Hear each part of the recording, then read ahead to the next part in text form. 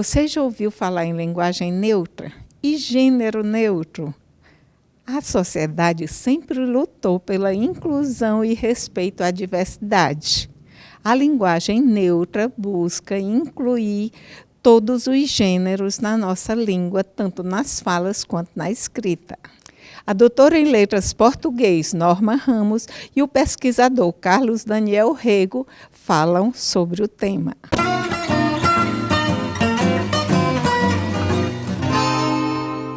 Os ataques de ódio à mestra em políticas públicas Luara Dias, a pesquisadora Elaine Nascimento e a pesquisa desenvolvida por elas no programa de pós-graduação em políticas públicas da Universidade Federal do Piauí começaram logo após o convite de defesa da dissertação de mestrado de Luara ser replicado por um perfil na rede social Instagram. Nessa página específica que fez esse processo, ele é muito misógino e ele também é LGBTfóbico. Então, ele casou as duas coisas ali para me violentar e incitar o ódio.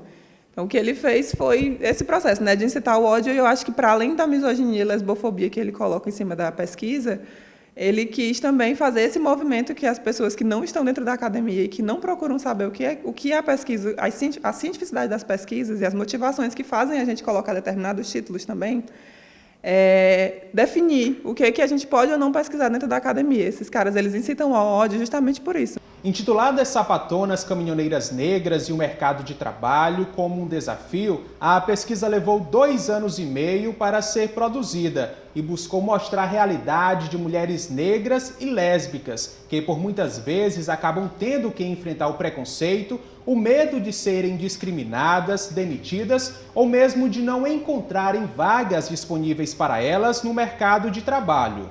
Para a mestre em Ciências Políticas, que também é graduada em Serviço Social, o respeito à diversidade tem avançado em diversos setores da sociedade.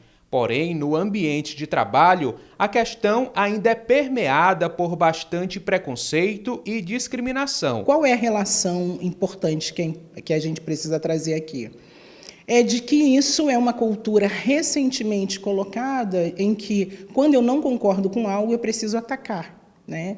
Isso, eu acho que a grande pergunta importante aqui é se vivemos ou não numa democracia. E quais são as regras para se viver numa democracia. Eu acho que o que está em jogo e o que precisa ser perguntado é isso. Eu posso falar qualquer coisa em nome da liberdade de expressão? Ferindo pessoas, impedindo o progresso da ciência? Eu acho que não. Sobre os ataques de ódio, Luara preferiu não registrar a ocorrência na polícia para que os fatos e as pessoas supostamente envolvidas sejam investigados, mas pretende dar continuidade à sua pesquisa e levar os resultados de seu trabalho para cada vez mais pessoas, como uma forma de dar voz às causas e lutas LGBTs, que na maioria das vezes não encontram esses espaços na sociedade. O processo, né, mais sobre a página, eu não me atento, assim, não quis ler as mensagens específicas que eu recebi no meu direct. Então, essas pessoas, elas saíram ilesas de processo, né? Mas diretamente quem incitou ao ódio, e o que eu posso fazer, na verdade, o que eu pensei, né, é mais publicizar a minha pesquisa. Então, a gente está organizando, a professora Elaine, alguns espaços em que eu estarei falando sobre a minha pesquisa para que as pessoas entendam o que é a minha pesquisa, que ela tem cientificidade, porque ele fica negando a cientificidade dela. Sapatonas Negras Caminhoneiras do nada, tem uma motivação. Então, publicizar isso para que outras pessoas entendam e acessem o que a gente colocou ali naquele trabalho.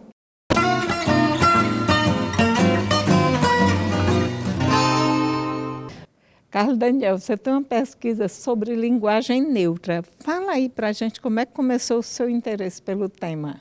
O meu interesse pelo tema surgiu realmente das discussões que a gente vê por aí na internet, né? Hoje em dia está muito comum essa discussão sobre linguagem neutra, né? Sobre a utilização da linguagem neutra, e a gente vê muita gente por aí que é tanto a favor quanto contra.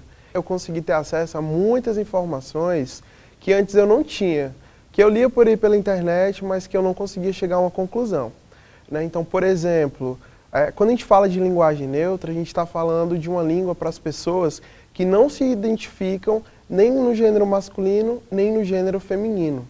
Então nós estamos falando de palavras, de novas expressões que são diretamente relacionadas a essas pessoas.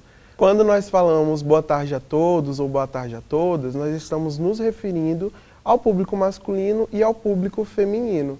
Mas e quando nós temos um público que se identifica como sendo não binário? Quais expressões que a gente poderia utilizar? Qual foi o recorte que você deu para a linguagem neutra? O mundo se polarizou quanto a essa discussão, né? Então, quando a gente fala de recorte, a gente tem que levar em consideração os argumentos que essas pessoas utilizam, tanto ao serem contra quanto favoráveis. Então, por exemplo, algumas pessoas se utilizam de argumentos que são preconceituosos, né?